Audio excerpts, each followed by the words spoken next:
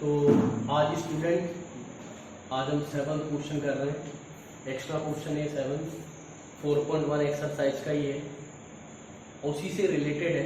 यहाँ लिखा है क्वेश्चन में 5 year ago Noori was thrice as old as Sonu, express this information in linear equation.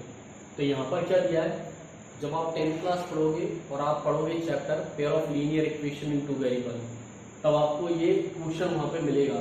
लेकिन वहाँ पर क्या होता है, दो इक्वेशन मिलती हैं। यहाँ पे हम सिंगल पढ़ रहे हैं, जैसे सिंगल इक्वेशन ही है। बस यहाँ पे ये लिखा है कि 5 साल पहले जो नूरी है वो सोनू से कितनी है, थ्राइस है, मतलब 3 गुना है।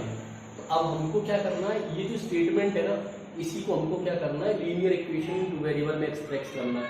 तो हम क्या करते हैं, प्रेजेंटेज लेते हैं। तो हमने प्रेजेंटेज लिया कि लेट द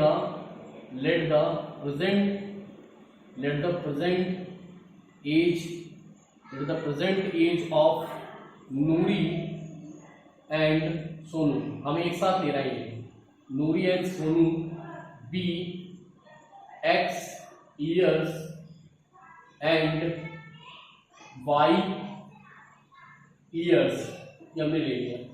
अब ये प्रेजेंट एज है, लेकिन वो पूछ रहा है 5 साल पहले, तो हम एज निकालेंगे 5 साल पहले की।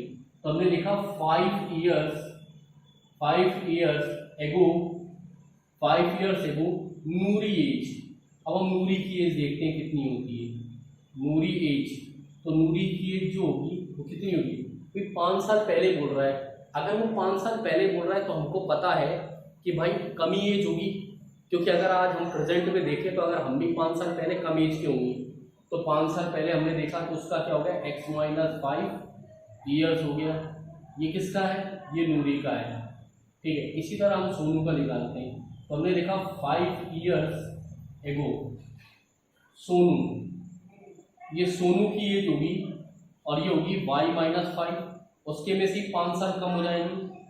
अब क्या है, कंडीशन दे रखा है 5 साल पहले नूरी कितनी है, थ्राइस है, 3 गुना है। तो हमने 80 लगाया और नूरी की एज लिखी है, और ये किसकी लिखी, सोनू की लिखी।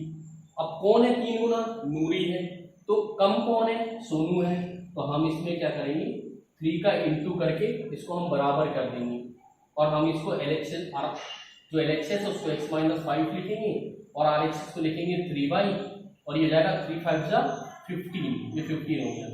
तो 3x-3y, हम 3y को इधर लाएंगे LHS में, ये नेगेटिव हो जाएगा, माइनस का 15 ऐसे इट रहेगा, 5 इधर जाके पॉजिटिव हो जाएगा, x-3y इक्वल टू हो जाएगा माइनस का 10, और फिर क्या हो जाएगा x-3y, और ये माइनस का 10 LHS में आएगा तो पॉजिटिव हो जाएगा, इक्वल टू 0। ये क्या है हमारी, ये हमारी क्या है, लीनियर इक्वेशन इन, ये लीनियर इक्वेशन इन क्या है हमारी, 2 वेरिएबल है। ये हमारा सॉल्यूशन था। स्टूडेंट एक क्वेश्चन नंबर 8 है, ये एक्स्ट्रा क्वेश्चन है, उसी एक्सरसाइज से रिलेटेड है 4.1 से। इसमें लिखा है right a linear equation for the statement twice the number decrease by 7 give 69, also find one solution and how many solution does the equation है। तो यहाँ पर क्या हमको ना एक स्टेटमेंट दी गई, हमको उसका लीनियर इक्वेशन बनाना है, एक सॉल्यूशन फाइंड करना है, और साथ में हमको बताना है कि इसके कितने सॉल्यूशन होंगे। तो आप देखो स्टेटमेंट, इसकी जो मेन स्टेटमेंट है वो ये है कि ट्वाइस ए नंबर, एक नंबर है उसका डबल डिक्रीज बाय 7, वो 7 से कम हो जाता है, एकदम कम हो जाता है 7, और वो आपको 69 देता है। तो आप उसका एक सॉल्यूशन निकालो और ये बताओ कि कितने सॉल्यूशन होंगे। तो हमने लिखा कि लेट द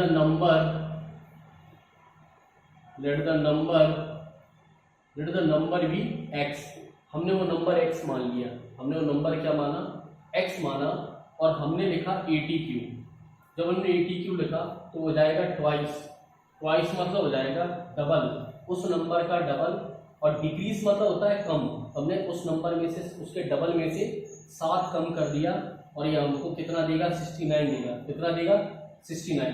तो आप ये देखो कि ये जो है ना 2x-7, तो ये 2x-7 इक्वल टू जो दे रखा है, ये क्या है, ये हमारा क्या है, इक्वेशन है। ये एक्चुअल में अगर आप देखोगे तो इक्वेशन तो है, लेकिन ये linear equation in one variable है, और अगर आपको इसको टू वेरिएबल में बनाना है तो कौन डिसअपियर है, एक्स डिसअपियर है। तो आप ऐसा करो, यहाँ पे लिखो 0.y और -7 ऐसे लिखे रहने दो, और 69 भी यहाँ ले आओ और इक्वल टू 0 हो जाएगा।